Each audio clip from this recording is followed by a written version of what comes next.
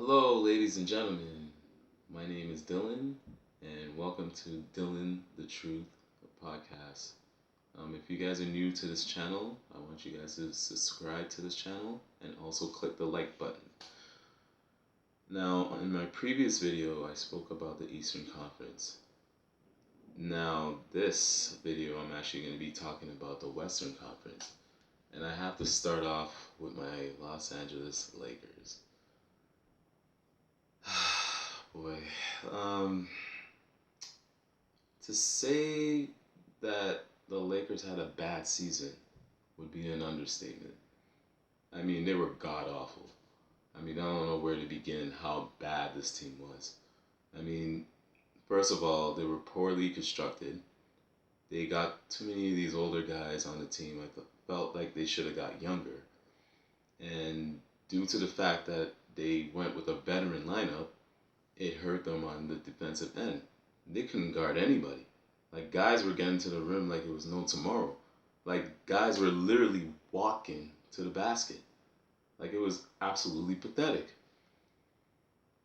Another thing that was more glaring than that was they were getting out rebound by smaller teams.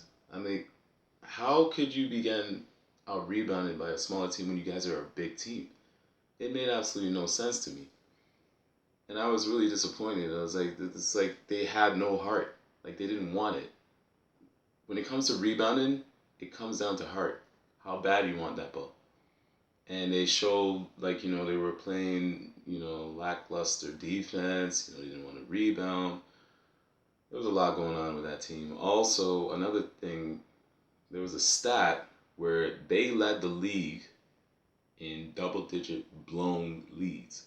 Like, they would be up by 10 points or more, and then for whatever reason, they blow those games, and they end up losing those games. It was just a rough season for the Lakers. Like, probably one of the most embarrassing seasons ever. They were a poor free throw shooting team. They were a poor 3-point shooting team. They had a lot of turnovers. I mean, you look at it from every angle, they were just awful. Now, there was another thing. Obviously, they didn't make the playoffs. I mean, you're talking about a few of the players on that team, future Hall of Famers, couldn't make the playoffs. They couldn't even make the play-in. Do you know how embarrassing that is? I was like, I was even ashamed to wear a Lakers jersey. I didn't even want to wear it anymore. That's how ashamed I was about that team. Like, it was straight embarrassing. And also, I believe a lot had to do with some of the injuries as well. Anthony Davis, for whatever reason, can't stay healthy. He always has the worst luck when it comes to injuries. Like, they're usually like freak injuries. I don't know. Like, hopefully he could stay healthy this season, and the Lakers will be a solid team. Like, they should be somewhere in the fourth or fifth in the West if he could stay healthy. And another issue that the Lakers had was basically the addition of Russell Westbrook. They actually traded to get Russell Westbrook. Now, it was projected to be a big three with LeBron James, Anthony Davis, and Russell Westbrook. The Laker Nation was so excited. We thought that we had a big three. Clearly, that wasn't the case because Westbrook probably had his worst season of his career. Like, this guy couldn't make any layups. He was missing dunks. I mean, the turnovers, I'm not surprised by it. He's always been a high turnover guy. So, like, that, you just have to take the good with the bad with him. But you missing layups doesn't make any sense. Like, that's your bread and butter. That's unacceptable. Then he has these games where he thinks he's Steph Curry and he's just jacking up threes. I'm like, dude, that's not your game. Stick to your game. Your game is to penetrate to the basket and, dunking on guys' heads. But you're not doing that. All of a sudden, you're thinking you're a 3-point shooter. That's not your game. That's not your strength. Your percentage shows. It's very low. So, That's how it was last season for Westbrook. I mean, a lot of people blamed him for their struggle. Like, majority of the blame was on him. I thought it was unfair. Like, there was a lot. I would more put this on AD. AD, I felt, should have been the best player on that team. There's no way LeBron James should be the best player. LeBron James is turning 38 by the end of this year. Anthony Davis is 29. He's in his prime. There's no reason why LeBron James is the best player on that team. That should be clearly Anthony Davis. Now, Anthony Davis has to be more aggressive. He can't just wait for LeBron James to put a battery on his back so he can get him going. I'm sick of that. And he needs to wake up. He needs to show that he's like a top five player when healthy. Because I believe he's a top five player when he's healthy. But that's the biggest question mark for him. Um, but as far as the way the Lakers are constructed now, I actually like this team because they got a lot younger. I saw the preseason games. I like what I saw, even though they didn't win a lot of their preseason games. I saw a lot of ball movement. They were actually playing some defense. I know they'll play better when the regular season hits because I don't think they're showing all their cards. They're not going to show all their cards on the preseason. A preseason is just like you trying to get back into shape, and that's what it is. So I'm not gonna make too much out of the preseason record that they have. I think they were, what are they, 1-5 or something like that. So I'm not gonna make too much out of that. So I believe they could finish in the top five, and if they could just remain healthy, in particular Anthony Davis, there will be a serious threat in the West. And that's my take on the Lakers. Now I gotta move down to obviously the Golden State Warriors. You know, fresh off of a championship last season, you know, the Golden State Warriors. I mean, they did it, and Steph Curry, you know, cemented his legacy. A lot of people are saying that he's in the top 10. I'm not gonna go that far, but he is knocking on the door. So, I mean, he proved to the world that he didn't need Kevin Durant to win a championship. I mean, he won one before, but when Kevin Durant came, it was like, oh, they thought like he couldn't win another one without Kevin Durant, and he proved that he did. He actually led the team to that championship. I felt that he was being unappreciated when Kevin Durant was playing because he did put up solid numbers when he was playing with Kevin Durant. It's just Kevin Durant's a better player, so he's going to get more of the recognition. He's going to get more of the credit when they win. Steph Curry, I believe, was the most important player on the team because he does a lot for this squad where he sets off screens. He's constantly running. He does these little things that helps the team, and also he pulls up from half court. I mean, how do you guard that? He's always going to be a threat. As soon as he dribbles the ball, I'm like, oh, somebody better guard him full court. Klay Thompson, I believe, he played all right. Obviously, he wasn't, the Klay Thompson that we remember because he was coming off of a torn ACL and Achilles. So I knew it was going to take him some time to kind of get back into form because we clearly seen it in the playoffs. He wasn't himself, but he did enough for them to win that title.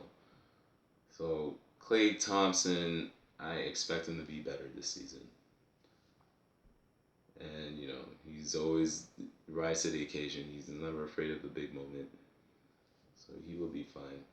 The next player is Draymond Green. Now, obviously, he had headlines with the whole situation with Jordan Poole. He punched him in practice for no reason. I don't know. They were going back and forth, but there is no reason for you to punch your teammate. Like, that's inexcusable.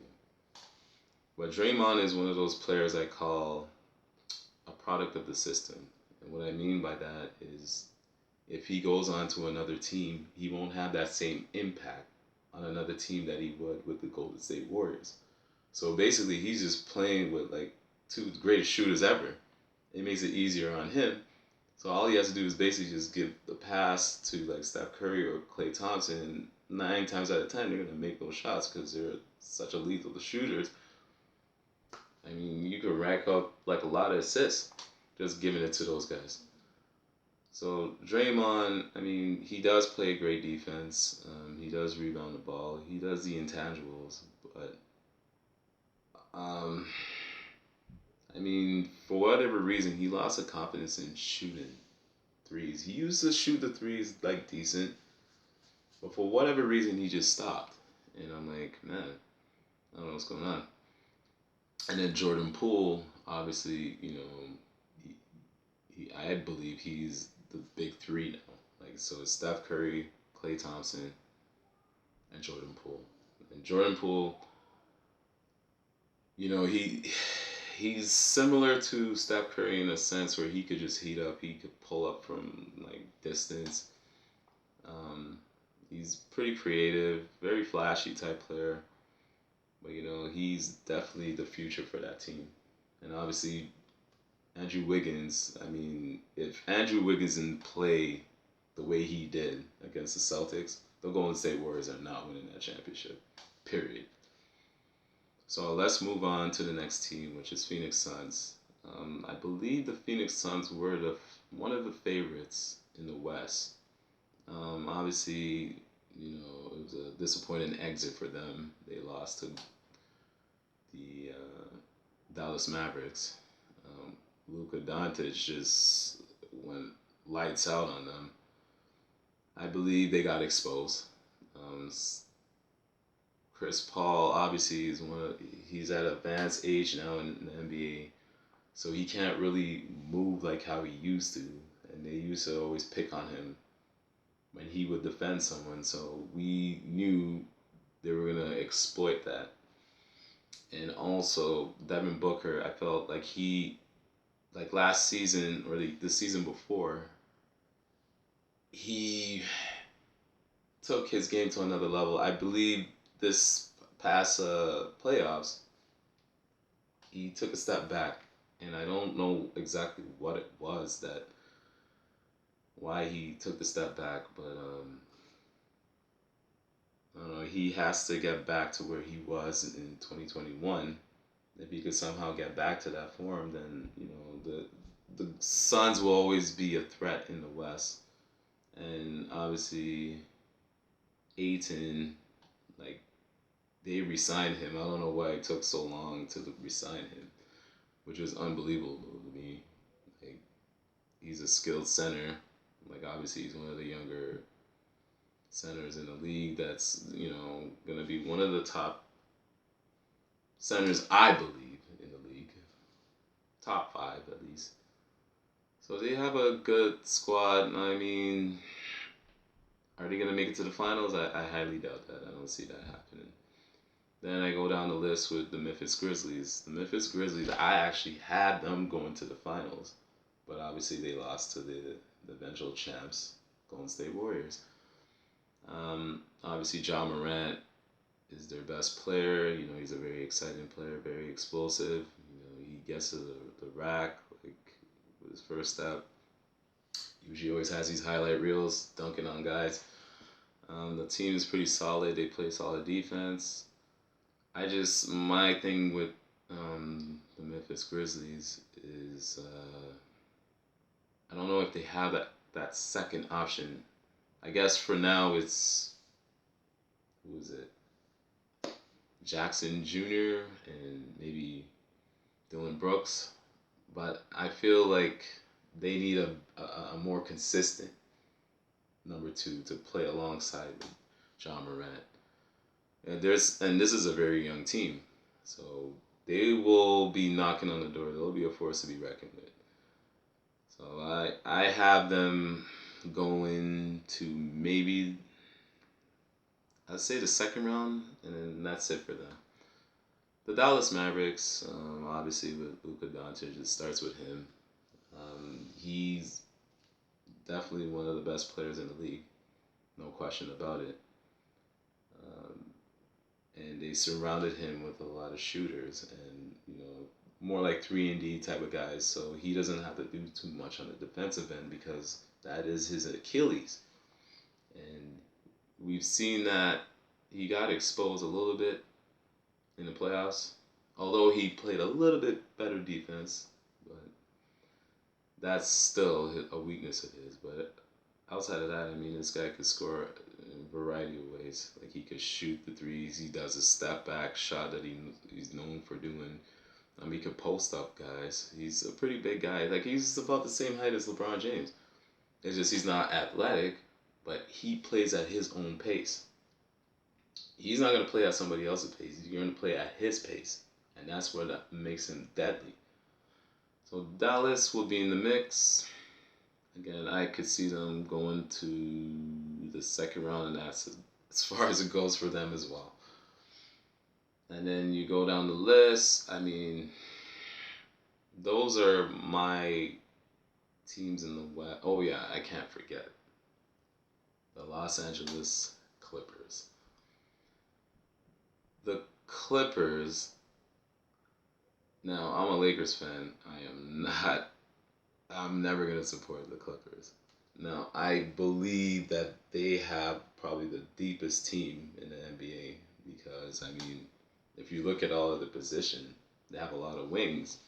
They have a lot of guys that could switch on defense. And that's going to create a problem for their opponents because it's going to be hard to score on them. Like, perimeter defense, I mean, they should be like in the top of the list. They have too many of them. They have Kawhi Leonard. They have Paul George. They have Man. There's a few other guys, but these guys are like lockdown defenders, so they will be a problem in the West for sure. Obviously, Kawhi Leonard didn't play at all last season, so I'm interested in to see how he's gonna play this season. I know he bulked up. I don't know if you guys seen him recently, but this guy's legs are like huge. So the Clippers are gonna be a very dangerous team. I'm not gonna lie. Like, they could go deep in the West. And I mean, there's other teams in the West, but I feel those are the main teams that I want to see in the West. I want to see how they're gonna do this upcoming season, and it's gonna be interesting. They call it the Wild Wild West for a reason, because you never know who could come out of the West. Like, they're so dangerous. Team, like, you could say easily, it's about 10 teams in the West that's legit. So that's my take on my Lakers and the rest of the Western Conference. This should be an interesting season. I can't wait for it to start. I appreciate you guys tuning into my video and enjoying what I'm putting out here. And I'll see you guys next time. Peace.